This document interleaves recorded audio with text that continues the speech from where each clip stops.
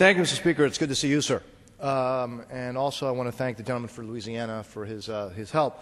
Before I discuss this important issue, Mr. Speaker, I want to thank Chairman Gordon and also Ranking Member Hall and their great staffs for allowing this important resolution to move forward so quickly, that's been brought up here before you, Mr. Speaker. I rise today in support of House Resolution 402, supporting the goal and the ideals of the National Hurricane Preparedness Week as established by the National Hurricane Center. Hurricane Preparedness Week began yesterday, Mr. Speaker, the 20th of May, and lasts through May 26th of this year. Next Friday, June 1st, marks the beginning of the hurricane season, unfortunately, in the Atlantic and Central Pacific Oceans. Hurricane season lasts 6 months until November 30th. Those are 6 months that all of us in Florida pay close attention to, as you can well imagine, Mr. Speaker. The goal of Hurricane Preparedness Week is to inform the public about hurricane hazards and to provide knowledge that can be used to take action, and that's important. We just can't sit around. We've got to be ready. This information can be used to save lives and to protect your home and your property. History has taught us, Mr. Speaker, that a lack of hurricane awareness and preparation are common, unfortunately, among all major hurricane disasters.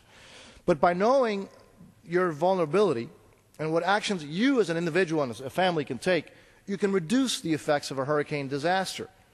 For instance, Mr. Speaker, one of the biggest lessons learned from the recent wave of hurricanes is that residents should have enough supplies to survive for at least 3 days after the landfall of a hurricane. Oftentimes, government and law enforcement personnel are engaged in restoring safety and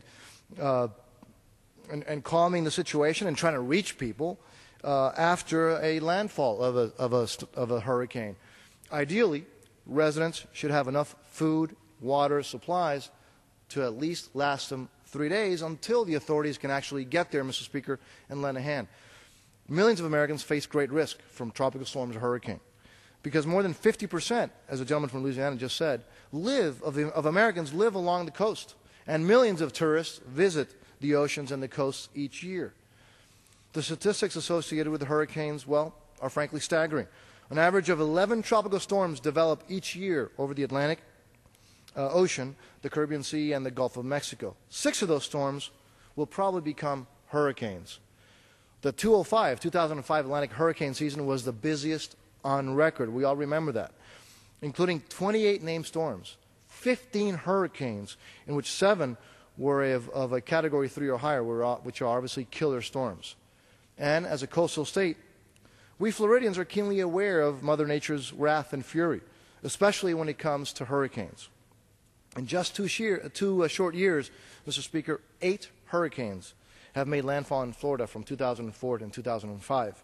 Those are Charlie, Francis, Yvonne, Jean, Dennis, Katrina, Wilma, and Rita.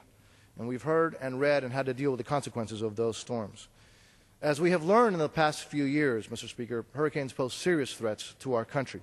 Unfortunately, massive storms can result in casualties, deaths, yes, and millions of dollars in economic damage and destruction.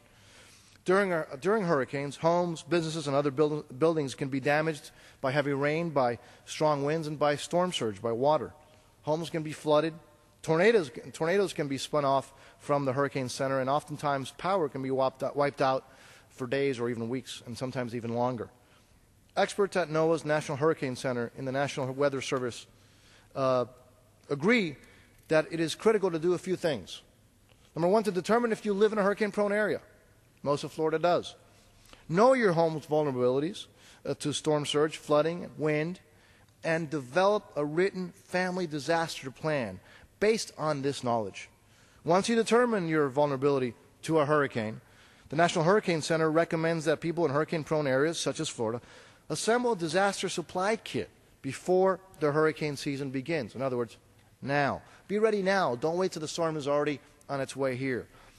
And that includes things like a first aid kit with essential medications, with also non-perishable food items such as canned goods. At least 3 gallons of water per person per day for at least 3 to 7 days, and that's crucial because you might be able to survive with without a lot of things, but you cannot survive without clean water. Battery-powered radios and flashlights and extra batteries for those things, and obviously special items including medications for infants, formula or medications for elderly or disabled family members. As we have learned in South Florida, the forecasters, the meteorologists, and the hurricane specialists of the National Hurricane Center are often the best source of the most valuable information on hurricane preparedness. They spent countless hours providing invaluable information and warnings to all those Americans located in the potential path of a hurricane.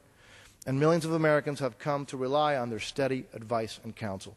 Mr. Speaker, I urge all Americans living in hurricane-prone areas to use Hurricane Preparedness Week as an opportunity to learn more about the approaching hurricane season and to be prepared before a hurricane threatens their land. We must all learn from our experiences. We must all be prepared. And with that, Mr. Speaker, I reserve the remaining part of my time. Thank you, sir.